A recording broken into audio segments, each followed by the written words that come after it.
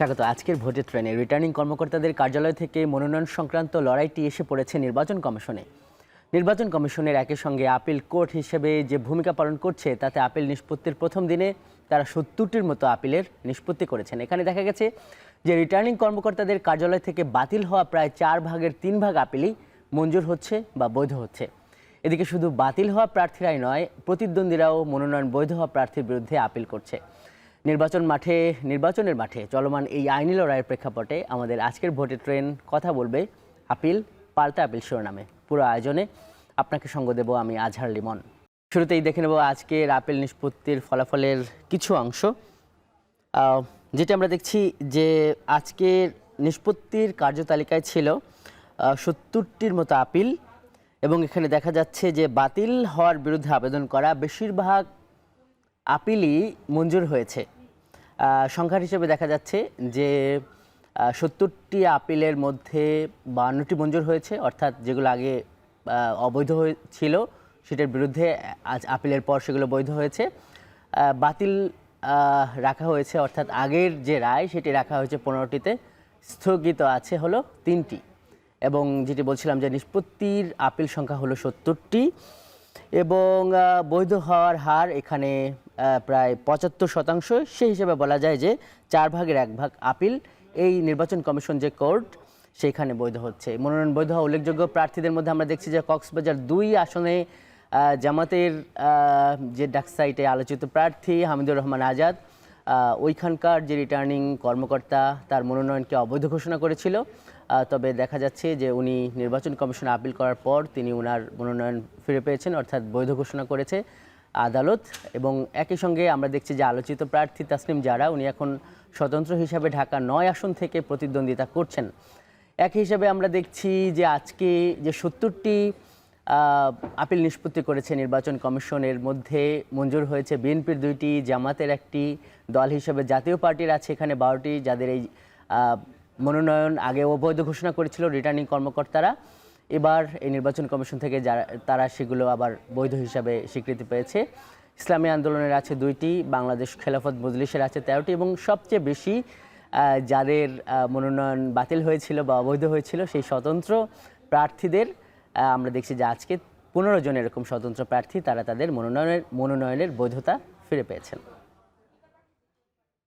দর্শক, এ নিয়ে আমরা বিশ্লেষণ শুনবো এই পর্যায়ে। আজকের বিষয় আপিল পাল্টা আপিলের এই আলোচনাকে সম্প্রসারিত করতে স্টুডিওতে আছেন নির্বাচন কমিশনের সাবেক অতিরিক্ত সচিব এবং নির্বাচন বিশেষজ্ঞ জেসমিন টুলি। আপা, আপনাকে আজকের এই ভোটের ট্রেনে স্বাগত। সরাসরি প্রশ্ন চলে যাই। আমরা দেখতে পাচ্ছি, আপনিও দেখছিলেন যে 4 ভাগের 1 ভাগ আপিল আজকে তো ৭০টির মতো নিষ্পত্তি হয়েছে। এখানে আমরা দেখছি যে এই ৭০টির মধ্যে 52টি, অর্থাৎ আমরা হিসাব করে দেখেছি এটি প্রায় 4 ভাগের 1 ভাগ। এই যে আপিলটা বৈধ হইল, এটা নিয়ে আপনার প্রথমে মূল্যায়ন শুনতে চাই। মানে এই প্রশ্নটা এই জন্যই আসছে যে এবারে কিন্তু আমরা দেখি যে রিটার্নিং কর্মকর্তারা মাঠ পর্যায় থেকে প্রায় 723 জনের মনোনয়নকে তারা অবৈধ ঘোষণা করেছে, এবং সেটি প্রায় মোট মনোনয়নের 3 ভাগের 1 ভাগ, প্রায় 28% মতো। তো সেই জায়গায় নির্বাচন কমিশনে এসে যে আমরা দেখছি যে বেশিরভাগ তাদের যে বাতিল ঘোষণা বা অবৈধ ঘোষণা সেগুলো যে এখন বৈধ হচ্ছে, মানে এইটা কারা রাইট ট্র্যাকে আছে? মানে নির্বাচন কমিশন নাকি এই মানে রিটার্নিং কর্মকর্তার কার্যালয়গুলো তারা যেই ডিসিশনটা দিয়েছে, নাকি মানে এইভাবে প্রশ্নটা করা যৌক্তিক না? আপনাকে অনেক ধন্যবাদ। আসলে নির্বাচন পর্যায়ের মধ্যে যাচাই বাছাই একটা স্বাভাবিক প্রক্রিয়া, যেটা রিটার্নিং অফিসার করে থাকে। যাচাই বাছাই করার পর ওনার কাছে যেগুলো বৈধ মনে হয় বা যেগুলো মনে হয় যে ঠিক কাগজপত্র নাই বা বৈধ না, সেগুলো ওনারা অবৈধ বলেন। তারপরে এটার বিরুদ্ধে যদি কোনো প্রার্থী সংক্ষুব্ধ হয়, তিনি নির্বাচন কমিশনে আপিল করতে পারে। সেই প্রক্রিয়াতে নির্বাচন কমিশনে আপিল করেছে। এই যে আপিল বৈধকে অবৈধকে বৈধ করা বা বৈধকে অবৈধ করা, এটা খুবই স্বাভাবিক একটা প্রক্রিয়া। দেখা যাচ্ছে যে আমাদের এখানে রিটার্নিং অফিসার 700 কতজনকে টোটাল হয়েছে। এটা হতেই পারে, এটা যেহেতু একটা কার্যক্রম এবং এটা আধা বিচারিক, তাদের দৃষ্টিতে মনে হচ্ছে যে এই কারণে এটা বাতিল হতে পারে। এবং নির্বাচন কমিশন পুরো জিনিসটা আবার যেহেতু আপিল পর্যায়ে তো এটা পরিবর্তন হওয়াটাই স্বাভাবিক, এবং নির্বাচন কমিশনের কাছে মনে হয়েছে হয়তো যে কারণে এটা বাতিল করা হয়েছিল সেটা যুক্তিযুক্ত না, সেই জন্য নির্বাচন কমিশন সেটাকে বৈধ বলে ঘোষণা করছে। মানে এটা খুব একটা অস্বাভাবিকভাবে দেখার বিষয় না আসলে, যে ছোটোখাটো ভুল ত্রুটির জন্য অনেক সময় দেখা যায় রিটার্নিং অফিসার এটাকে বাতিল করেন, সেগুলো নির্বাচন কমিশনে এসে বৈধ হয়ে যায়। না, কিন্তু এখানে দুইটা ব্যাপার আসছে। একটা ব্যাপার হলো যে এই যে স্থানীয় যে প্রশাসন, মাঠ প্রশাসন, যাদের হাতে নির্বাচনটি হবে, তাদের বিরুদ্ধে এরই মধ্যে পক্ষপাতের একটা অভিযোগ আসছে, এবং যেটা বিভিন্ন বিশেষজ্ঞরাও বলছেন যে এই যে এত পরিমাণে বাতিল করাটা, এটা অংশগ্রহণমূলক নির্বাচন বা এই নির্বাচনকে মানে সবার অংশগ্রহণটা নিশ্চিত করতে গেলে সেই স্পিরিটের পরিপন্থী। মানে সেইখানে কি মানে এটা ঠিক আছে? আচ্ছা, মানে অনেক বেশি প্রার্থী হলে সেই নির্বাচন যে অংশগ্রহণমূলক হয় এটাও কিন্তু ঠিক বলা যায় না। অংশগ্রহণমূলক হয় তখনই যখন যোগ্য প্রার্থীরা থাকে যে প্রতিদ্বন্দ্বী তালিকার মধ্যে, এবং ভোটাররাও অধিক সংখ্যক ভোটার ভোট দিতে আসে, তাহলেই দেখা যায় যে নির্বাচনটা অংশগ্রহণমূলক হয় এবং নির্বাচনের প্রতিদ্বন্দ্বিতা সঠিক হয়। দেখা গেল কোনো কোনো আসনে যদি দেখা যায় যে 24-25 জন প্রার্থী, আসলে আমাদের রাজনৈতিক দলগুলো, সব রাজনৈতিক দল তো প্রার্থী দেন না, এই একটা বিষয়। আবার জোট করে প্রার্থী দেয়, সেজন্য প্রার্থী যে খুব বেশি হবে, সবসময় দেখা গেছে যে জাতীয় সংসদ নির্বাচনে কিন্তু প্রার্থী সংখ্যা প্রায় 1500-1700, খুব বেশি হলে 2000-এর কাছাকাছি থাকে। এটা কিন্তু মোটামুটি আমাদের দেশে স্ট্যান্ডার্ড যে একটা আসনের মধ্যে 5 থেকে 6 জন প্রার্থী হয়। এবারও আমার ধারণা সেরকমই হবে। নির্বাচন কমিশনের দৃষ্টিতে যদি রিটার্নিং অফিসারের যে রায় দিছে তার বিরুদ্ধে সংক্ষুব্ধ রায় গেছে এবং বিবেচনা করেছে, আমি এগুলোকে কোনোটাই অস্বাভাবিক মনে করছি না। অধিক সংখ্যা করতেই পারে, তারা বাছাইয়ের সময় হয়তো খুব কঠোর নীতি অবলম্বন করেছে, সেই কারণে হয়েছে। কিন্তু তারা পক্ষপাতিত্বমূলক করে যে কারণ মনোনয়ন বাতিল করেছে, এটা আসলে বলার ঠিক এখনও সময় আসেনি। কারণ এই রিটার্নিং অফিসাররাই কিন্তু আমাদের নির্বাচন পরিচালনা করবে। যদি কোনো রিটার্নিং অফিসারের বিষয়ে সুনির্দিষ্ট কোনো পক্ষপাতিত্ব অভিযোগ থাকে, অবশ্যই সেটা কমিশনকে জানানো, এবং কমিশনে সেটা খতিয়ে দেখবে, তদন্ত করে খতিয়ে দেখবে। যদি সঠিক হয় সেই রিটার্নিং অফিসার পরিবর্তন করবে। এর আগেও অনেক এই যে মানে এখানে আপা যারা নির্বাচনে প্রতিদ্বন্দ্বিতা করছেন, নির্বাচন তো প্রতিদ্বন্দ্বিতার ব্যাপার, এখানে এতদিন যারা অবৈধ ছিল তারা কিন্তু ভোটের মাঠে কিছুটা হলেও যেটাকে বলে সংক্ষুব্ধ, কিংবা তারা কিন্তু একটু পিছিয়েই পড়েছেন। সেটার আসলে কম্পেনসেশন, ক্ষতিপূরণ এটা আসলে প্রার্থীরা প্রচারণা শুরু করবে প্রতীক বরাদ্দের পরে, এই সময় কিন্তু প্রার্থীতে প্রচারণা করার কথা না। এবং তাদের এই কার্যক্রমটা ছিল যে মনোনয়নপত্র দাখিল হবে, আপিল, তারপরে প্রত্যাহারের কার্যক্রম, তারপরে প্রতীক বরাদ্দ, তারপরে প্রচারণা শুরু। তার মানে এই সময় কিন্তু পিছিয়ে পড়ার ব্যাপারটা না, এই সময় এই কার্যক্রম, এগুলো তো আপা মানে খবর হয়, মানুষের কানে যায়, তাতে জনপ্রিয়তাও বাড়তে পারে।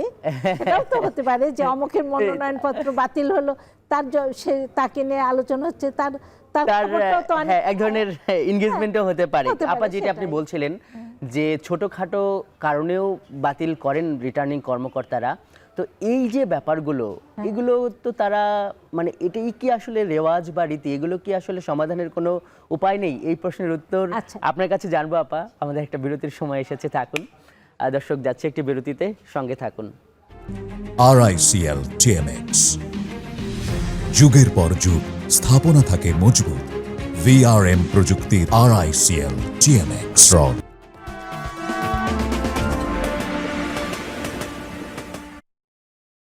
বিরতির পর স্বাগত, দেখছেন ভোটের ট্রেন। এ পর্যায়ে আমরা শুনে নেব ভোট রাজনীতি নিয়ে রাজনীতিকদের বক্তব্য। আজ ইউরোপীয় ইউনিয়নের প্রতিনিধি দল বৈঠক করেছে এনসিপি নেতাদের সঙ্গে, অন্যদিকে বিএনপি চেয়ারম্যানের সঙ্গে বৈঠক করেছেন ভারত ও তুরস্কের রাষ্ট্রদূত। অন্যদিকে আদালতের রায়ের ভিত্তিতে পাবনা 1 ও পাবনা 2 সংসদীয় আসনে নির্বাচনের কার্যক্রম আপাতত স্থগিত রাখার সিদ্ধান্ত নিয়েছে নির্বাচন কমিশন। সীমানা জটিলতায় এমন সিদ্ধান্ত নেওয়া হয়েছে বলে প্রজ্ঞাপনে উল্লেখ করা হয়েছে। শুরুতেই শুনে আসি এ সংক্রান্ত বক্তব্যগুলো। এই ইলেকশনটা যাতে সুষ্ঠু হয় এবং রেজাল্ট হওয়ার পর যাতে সবাই এটাকে অ্যাকসেপ্ট করে নেয় এবং আমাদের ট্রানজিশনটা স্মুথলি হয় গণতান্ত্রিকভাবে, এটাই মূলত ওনাদের চাওয়া বা প্রত্যাশার জায়গাটা। তো ওনারা বলছেন যে ওনারা এই জায়গায় নিরপেক্ষভাবে এখানে কাজ করবেন এবং সকল রাজনৈতিক দলের কাছ থেকে সেই সহযোগিতাটা চেয়েছেন এবং আমাদেরকেও সেই সহযোগিতাটা দিবেন বলে ওনারা আশ্বাস দিয়েছেন। এখানে একটু তথ্যগত অসম্পূর্ণতা ছিল, সেজন্য আপনারা যে চিঠিটা পেয়েছেন সেটাই আর কি বহাল। আপাতত এরপরে কার্যক্রমকে স্থগিত রাখা হয়েছে পাবনা 1 আর 2 এর পরে। 6 তারিখের আদেশটা ব্যাকডেটের ব্যাপার না। 6 তারিখের ব্যাপারটা হচ্ছে যে যে কোনো বিষয়ে 3 ভাবে করা যায়। রেট্রোস্পেক্টিভ এফেক্ট করা যায়, অন ডেট করা যায়, প্রসপেক্টিভ ডেটে করা যায়।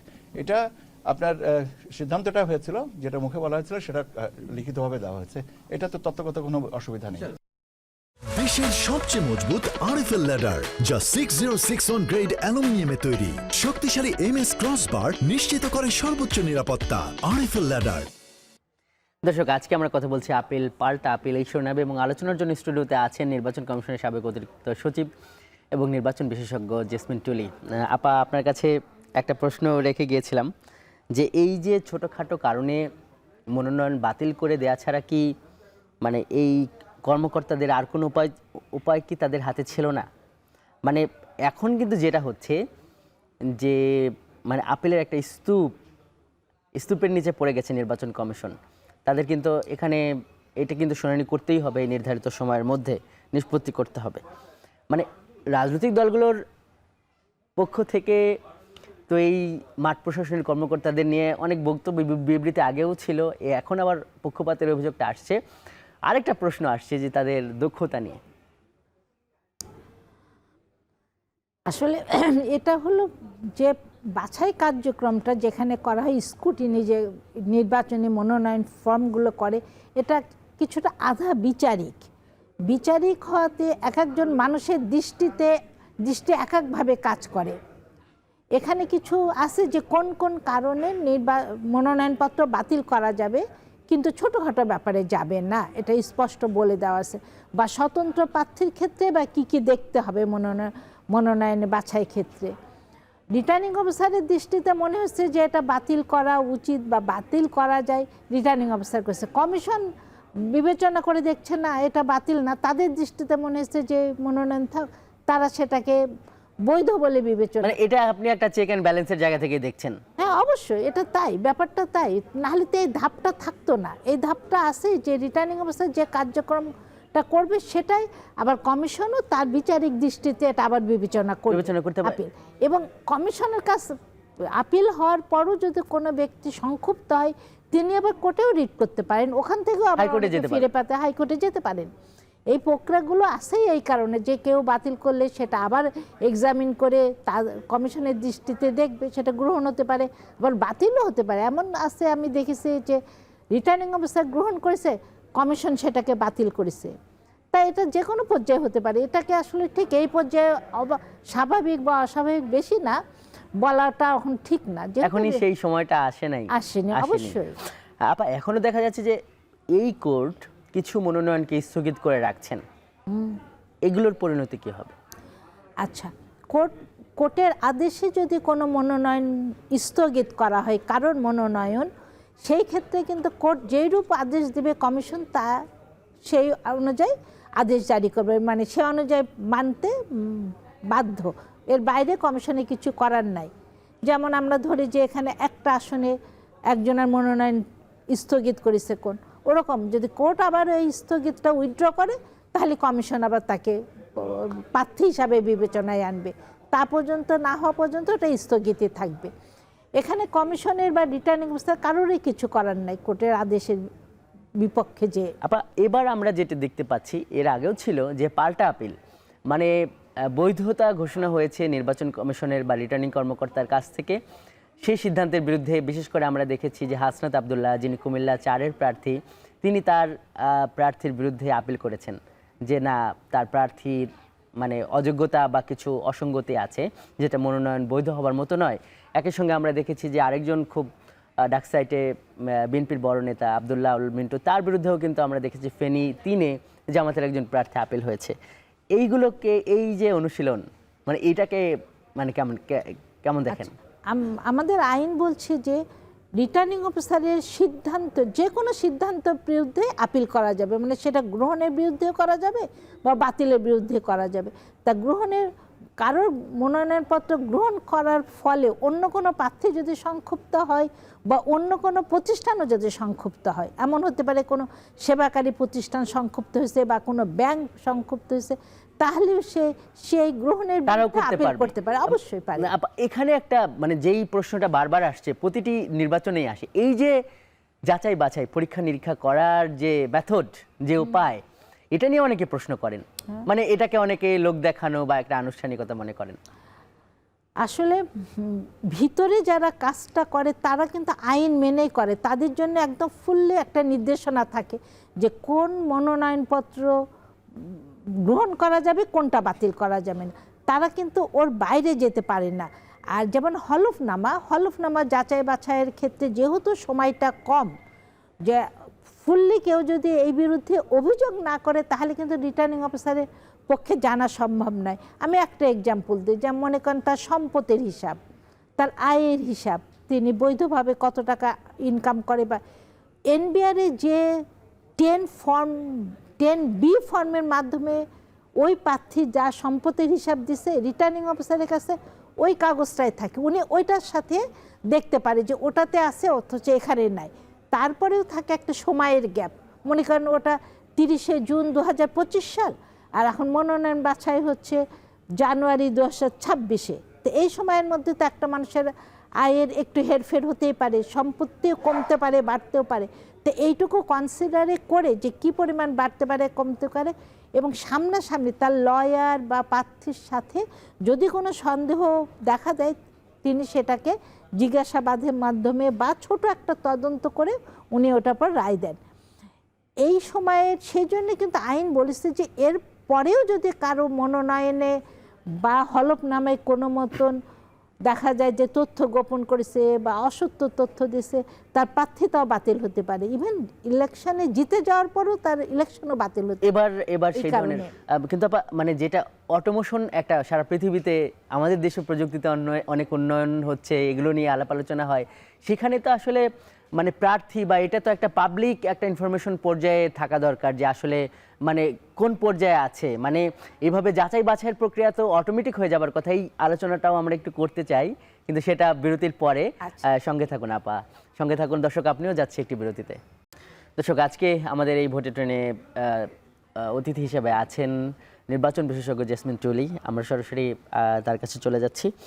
আপা, আমরা অটোমেশন নিয়ে প্রশ্ন করছিলাম, বিশেষ করে মানে নির্বাচন কমিশন এবং প্রার্থীদের বিরুদ্ধে মানে এটা একটা ওপেন সিক্রেট সমালোচনা বলা যায় যে মানে কার্যত তারা হলফনামায় সঠিক তথ্যটা দেন না।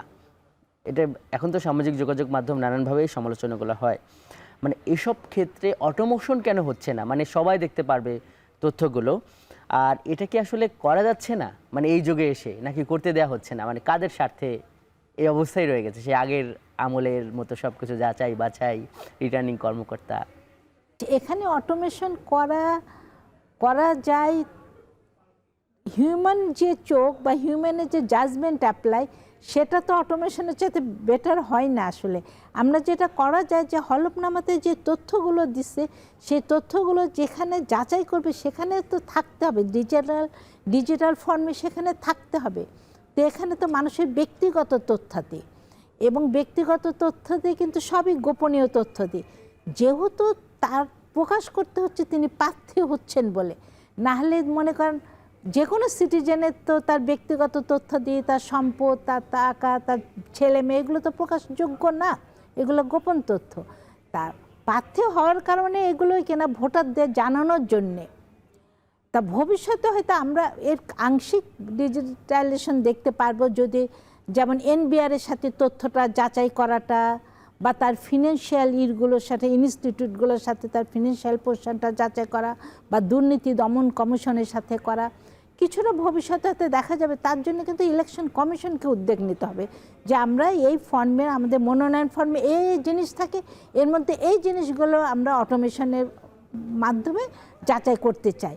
তার জন্যে সেই ক্ষেত্রে প্রার্থী না হওয়া পর্যন্ত কিন্তু কারো ডাটা আবার পাওয়া যাবে না, প্রার্থী হওয়ার পরে সে পরে data হয়তো সেটা পাওয়া যাবে, পাওয়া কারণ ওই ব্যক্তিগত গোপনীয়তার বিষয় রয়েছে। হ্যাঁ, কারণ ছাপা একদম শেষ ব্যাংকিং প্রান্তে চ্যানেলে আছে, আমরা পাবো, যেমন ব্যাংকিং চ্যানেল অটোমেশন তো অলরেডি হয়ে গেছে, এটা পাওয়া যাবে। হয়ে যাচ্ছে, ভবিষ্যতে হয়তো হবে। আমরা একটু শেষ প্রান্তে এই সীমানা পুনর্নির্ধারণ সংক্রান্ত একটা জটিলতা এরই মধ্যে চলে এসেছে। আজকে নির্বাচন কমিশন থেকে একটা প্রজ্ঞাপন হয়েছে, সেখানে তারা বলছে যে পাবনা 1 আর পাবনা 2 এর নির্বাচনী কার্যক্রম আপাতত স্থগিত। এটার আসলে সমাধান কি হতে পারে, বিশেষ করে এই যে 12 ফেব্রুয়ারি যে নির্বাচন, তার আগে এটি সমাধান করা যায় কিনা? এর সঙ্গে একটা প্রশ্ন করে রাখি সবশেষ, সেটি হলো যে এই যে নির্বাচন কমিশনের সিদ্ধান্তগুলো, বিশেষ করে সীমানা নির্ধারণ সংক্রান্ত, এগুলো কিন্তু আদালত থেকে আরও বাতিল হয়েছে। বড় 2টা আসন তারা ব্যাপকভাবে পুনর্নির্ধারণ করেছিল, বাগেরহাট এবং গাজীপুর। মানে এইখানে মানে নির্বাচন কমিশনের কি আসলে অদক্ষতা বলবেন? বিশেষ করে অনেকে বলছে যে যারা কোনো নির্বাচন অনুষ্ঠান করে নাই, তাহলে তাদের হাতে এই কেমন একটা ইলেকশন হবে, মানে এই অদক্ষতার ব্যাপারে এই সমালোচনাগুলো তো আরও এক ধরনের উস্কে দিচ্ছে। আসলে ঠিক তা না, দেখেন আমরা অনেক কমিশনকেই দেখেছি জাস্ট নির্বাচনের আগেই, কিন্তু আমরা 96 জুন ইলেকশনে যে কমিশন, ওনারা কিন্তু জাস্ট শপথ নিয়েই যোগ দিয়েই কিন্তু তফসিল ঘোষণা করেছিল জাতীয় সংসদ নির্বাচনে। এটা আসলে তা না, ইলেকশন কমিশন দেখেছে তার আইন অনুযায়ী তার কাছে যেটা সঠিক বলে বিবেচিত হয়েছে, সেইভাবে ওনারা সীমানা পুনর্নির্ধারণ করে চূড়ান্ত গেজেট করেছিল। রিট করার ফলে দেখা যাচ্ছে যে প্রথম যে 2টা ছিল বাগেরহাট এবং গাজীপুর নিয়ে যেটা, সেটা তারা দেখা যাচ্ছে না, এই পরিবর্তনটা ইলেকশন কমিশন যেটা করেছে সেটা বাতিল করে দিন, পূর্বের জায়গায় ফিরে গেছে।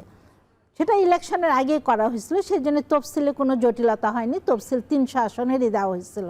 কিন্তু এখন যেটা হয়েছে পাবনা 1 এবং 2, পাবনা 1 এবং 2 নির্বাচনী কার্যক্রম স্থগিত করা হয়েছে।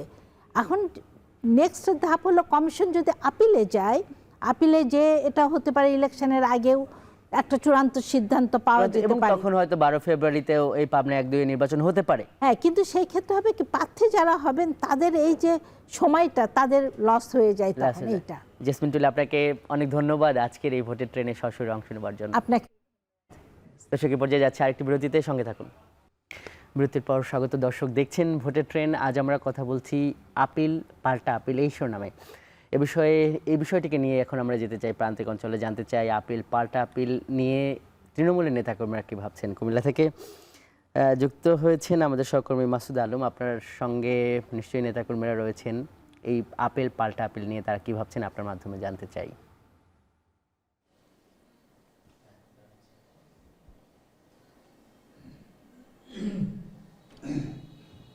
লিমন, কুমিল্লার 11টি সংসদীয় আসনের মধ্যে বেশ কিছু প্রার্থী তাদের যে প্রার্থিতা বাতিল, এবং যে সকল প্রার্থী আবার যে বৈধ হয়েছেন তাদের প্রার্থিতা বাতিলের জন্য প্রতিপক্ষ বলতে প্রতিদ্বন্দ্বী প্রার্থীরা কিন্তু নির্বাচন কমিশনে আপিল করেছেন।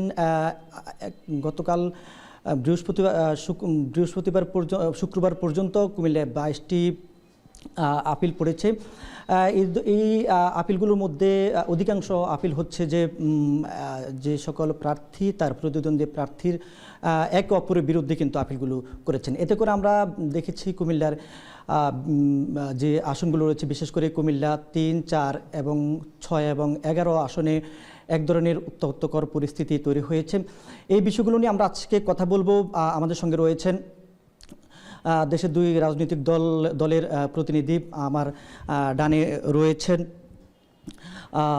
কুমিল্লা মহানগর জামায়াতের নায়েবে আমির মোসলেউদ্দিন, একই সঙ্গে আমার বামে রয়েছেন রেজাউল কাইয়ুম, তিনি সভাপতি কুমিল্লা সদর উপজেলা বিএনপির। আমরা তাদের সঙ্গে কথা বলবো এই বিষয়টা নিয়ে। আমি শুরুতে যদি রেজাউল কাইয়ুমের কাছে জানতে চাই, আসলে এই যে প্রার্থিতা বাতিল নিয়ে প্রার্থীদের মধ্যে একে অপরের বিরুদ্ধে যে পাল্টাপাল্টি আপিল কমিশনে, সেটা নিয়ে আসলে তৃণমূলের নেতাকর্মীদের মধ্যে কী ধরনের প্রভাব ফেলছে, আর প্রার্থীদের মধ্যে আসলে কী ধরনের প্রভাব ফেলতে পারে? এটা তো ব্রিটিশ আমল থেকে এই প্রথা চালু আমাদের দেশে। পাকিস্তান আমলও ছিল, আমাদের স্বাধীনতার পরও আবার এগুলো ছিল। অনেক সময় দেখেছি আমরা নির্বাচন হয়ে সে দায়িত্ব পালন করে চলে গেছে, এরপরে যে রায় হয়েছে, বহু এরকম ঘটনা আছে। আর সবাই তো চায় তার কোনো দোষকুড়ি থাকলে একটা আপিল করে, তাকে যদি এখান থেকে সরানো যায়, নির্বাচনী মাঠ থেকে সরানো যায়, তাহলে সে বিজয়ী হয়ে গেল। এভাবে চলতেছে আমাদের দেশের ভিতরে এই প্রথাগুলো। আবার অনেকে আবার গোপন করে, তথ্য গোপন করে। এটা আবার সঠিক তথ্য গোপন করে যদি করে, তাহলে তো এটা আপিল করা প্রয়োজন। সে তো জনপ্রতিনিধি হবে, সে নিজের এটা যদি সে গোপন করে ফেলে, তাদের এটা ধরিয়ে দেওয়া দরকার। আর আমাদের এই কুমিল্লা শনিবার আপিল হয়েছে, পরে দেওয়া ইয়াসিন ভাইও করেছে, ইয়াসিন ভাইয়ের পক্ষে করেছে, আবার শুনেছি আবার মনিরুল হক চৌধুরীও করেছে। আশা করতে যে একটা সুষ্ঠু সমাধান দিবে নির্বাচন কমিশন বা আপিল বিভাগ, এটা সুষ্ঠু দিলেও একটা সুষ্ঠু নির্বাচন হোক, আমরা এটা চাই। আর কুমিল্লার মানুষ বিশেষ করে ইয়াসিন ভাইকে নিয়ে আসলে সবাই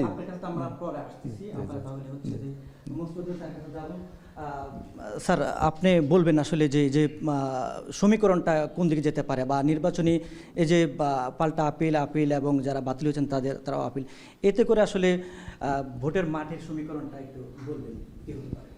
ধন্যবাদ।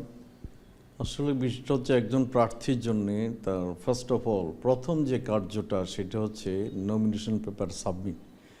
এটাকে কেন্দ্র করে এটা তার প্রথম পরীক্ষা, তার প্রার্থী হওয়ার পর যে প্রথম পরীক্ষাটা, এটাতে সে উত্তীর্ণ হতে পারলো কি না। তা আমাদের কুমিল্লা ডিসি অফিসে যে সবাই নমিনেশন পেপার সাবমিট করেছেন, আবার যাচাই বাছাইয়ের দিন আমরা লক্ষ্য করলাম যে বেশ কিছু নমিনেশন পেপার বাতিল হয়েছে, আবার বেশ কিছু অ্যাকসেপ্ট হয়েছে। এখানে দুদিকে আমার যেটা পর্যালোচনা, এখন আমাদের বাংলাদেশের বিভিন্ন জায়গায় একই অপরাধের কারণে কোথাও অ্যাকসেপ্ট হয়েছে, রিটার্নিং অফিসার বৃন্দ কোথাও অ্যাকসেপ্ট করেছেন, আবার কোথাও রিজেক্ট করেছেন। এটা জনমনে বিরূপ প্রতিক্রিয়া সৃষ্টি করেছে। আবার দেখা গেছে যে তার অপরাধ গোপন, বিশেষ করে দ্বৈত নাগরিকত্বের যে বিধানটা রয়েছে, দ্বৈত নাগরিকত্ব থাকলে একজন প্রার্থী হওয়ার যোগ্যতা হারান। তো সেই ক্ষেত্রেও আমরা দেখতে পেয়েছি অনেকে তথ্য গোপন করেছেন। এখন ওনারা তথ্য গোপন করাটা একটা অপরাধ, এই ব্যাপারে নির্বাচন কমিশন সঠিক সিদ্ধান্ত নেবেন। আর যাদের অন্যায়ভাবে ছোটোখাটো কারণে যাদের নমিনেশন পেপার বাতিল হয়েছে তারা আপিল করেছেন, আবার নমিনেশন পেপার অ্যাকসেপ্ট হয়েছে, এদের বিরুদ্ধেও অনেকের অভিযোগ আছে আপিল করেছেন এটাকে বাতিল করার জন্যে। আমরা আশা করব যে নির্বাচন কমিশন একটা সঠিক সিদ্ধান্তে পৌঁছবেন, আইনানুগ একটা সঠিক সিদ্ধান্তে পৌঁছলেই এই সমস্যাটার সমাধান হবে। তো প্রথমত ওই যে দুই রকম সিদ্ধান্ত নেওয়ার কারণে রিটার্নিং অফিসার বৃন্দ যারা সারা দেশে একই অপরাধের কারণে দুই রকমের সিদ্ধান্ত, এইটাই বিরূপ প্রতিক্রিয়া সৃষ্টি করেছে। এবং এটা যদি সমন্বিত আরও এক্সপার্ট হতেন ওনারা, তাহলে এই জিনিসটা হতো না। তো আমরা ঢালাওভাবে সকল রিটার্নিং অফিসারকে আমরা দোষারোপ করতে চাই না, তবে ওনাদের ভিতরে সমন্বয়টা নির্বাচন কমিশনের রুলস সম্পর্কে আরও অভিজ্ঞ হলে এই জিনিসটা হতো না আর কি। ধন্যবাদ।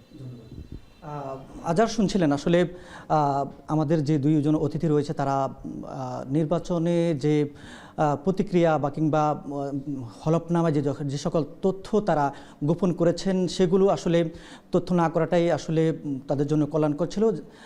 তবে এখানে রিটার্নিং কর্মকর্তার দূরদর্শিতার বিষয় তারা তুলে ধরেছেন। তো এ ছিল কুমিল্লা থেকে। আমরা ফিরে যাব স্টুডিওতে। আপনাকে এবং আপনার সঙ্গে যুক্ত দুই অতিথিকে ধন্যবাদ। দর্শক, এই ছিল আজকের ভোটের ট্রেনে। এতক্ষণ সঙ্গে থাকার জন্য ধন্যবাদ আপনাকেও।